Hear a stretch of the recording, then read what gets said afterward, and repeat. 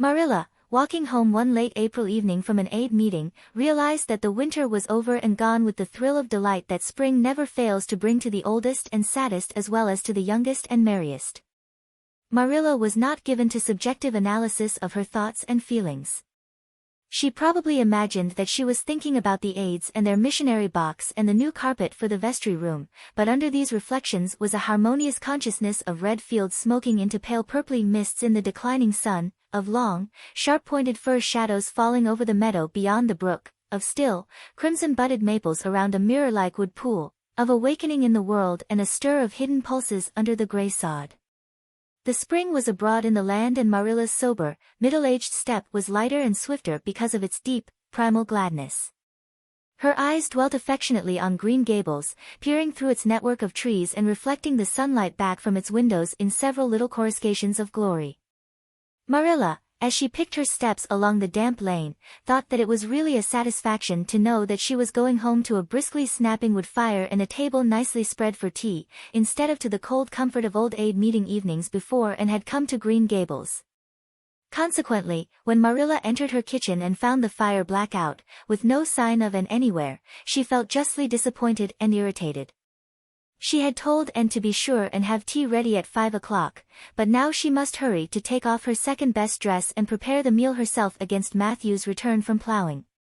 "I'll settle miss and when she comes home," said Marilla grimly, as she shaved up kindlings with a carving knife and with more vim than was strictly necessary. Matthew had come in and was waiting patiently for his tea in his corner. "She's gaddying off somewhere with Diana, writing stories, or practicing dialogues or some such tomfoolery, and never thinking once about the time or her duties. She's just got to be pulled up short and sudden on this sort of thing. I don't care if Mrs. Allan does say she's the brightest and sweetest child she ever knew. She may be bright and sweet enough, but her head is full of nonsense and there's never any knowing what shape it'll break out in next. Just as soon as she grows out of one freak she takes up with another. But there. Here I am saying the very thing I was so riled with Rachel Lynde for saying at the aid today. I was real glad when Mrs. Allan spoke up for Anne, for if she hadn't I know I'd have said something too sharp to Rachel before everybody. Anne's got plenty of faults, goodness knows, and far be it from me to deny it. But I'm bringing her up and not Rachel Lynde, who'd pick faults in the angel Gabriel himself if he lived in Avonlea. Just the same, and has no business to leave the house like this when I told her she was to stay home this afternoon and look after things. I must say, with all her faults, I never found her disobedient or untrustworthy before and I'm real sorry to find her so now."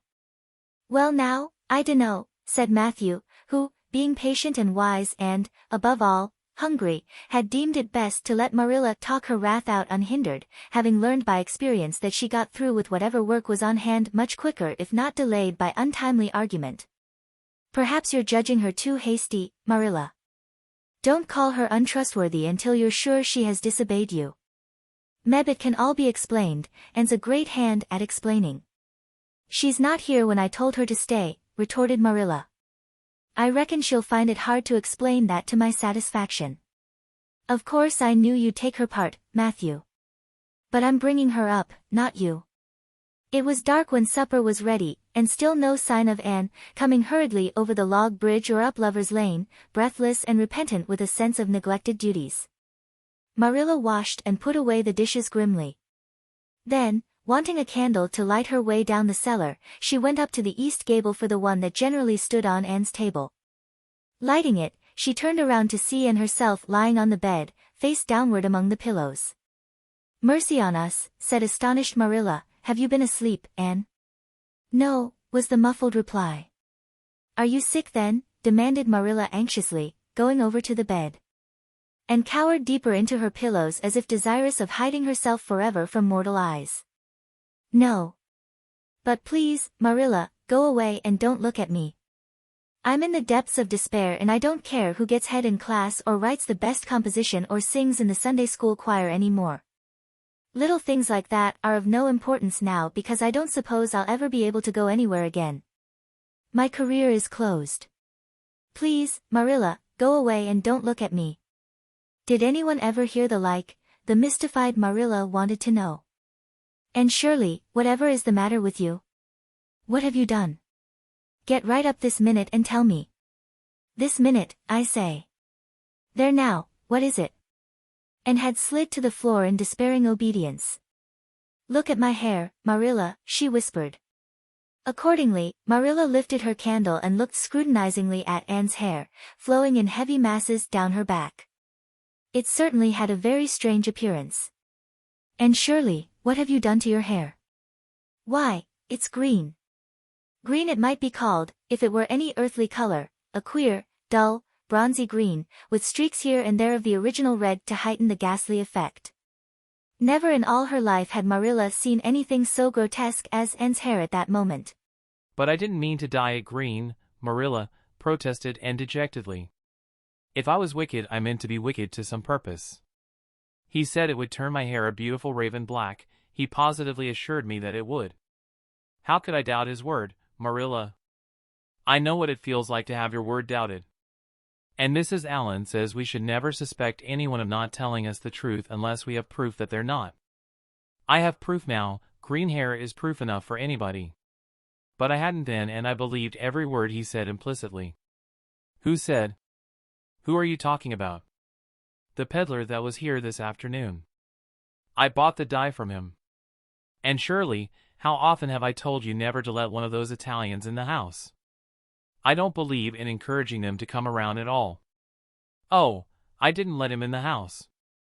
I remembered what you told me, and I went out, carefully shut the door, and looked at his things on the step. Besides, he wasn't an Italian, he was a German Jew. He had a big box full of very interesting things, and he told me he was working hard to make enough money to bring his wife and children out from Germany. He spoke so feelingly about them that it touched my heart. I wanted to buy something from him to help him in such a worthy object. Then all at once I saw the bottle of hair dye. The peddler said it was warranted to dye any hair a beautiful raven black and wouldn't wash off. In a trice I saw myself with beautiful raven black hair, and the temptation was irresistible. But the price of the bottle was 75 cents, and I had only 50 cents left out of my chicken money. I think the peddler had a very kind heart, for he said that, seeing it was me, he'd sell it for 50 cents, and that was just giving it away. So I bought it, and as soon as he had gone I came up here and applied it with an old hairbrush as the directions said. I used up the whole bottle, and oh, Marilla, when I saw the dreadful color it turned my hair I repented of being wicked, I can tell you. And I've been repenting ever since.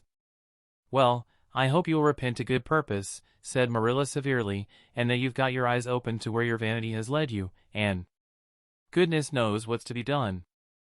I suppose the first thing is to give your hair a good washing and see if that will do any good. Accordingly, Anne washed her hair, scrubbing it vigorously with soap and water, but for all the difference it made she might as well have been scouring its original red. The peddler had certainly spoken the truth when he declared that the dye wouldn't wash off, however his veracity might be impeached in other respects. Oh, Marilla, what shall I do? Questioned Anne in tears. I can never live this down. People have pretty well forgotten my other mistakes, the liniment cake and setting Diana drunk and flying into a temper with Mrs. Lynde. But they'll never forget this. They will think I am not respectable.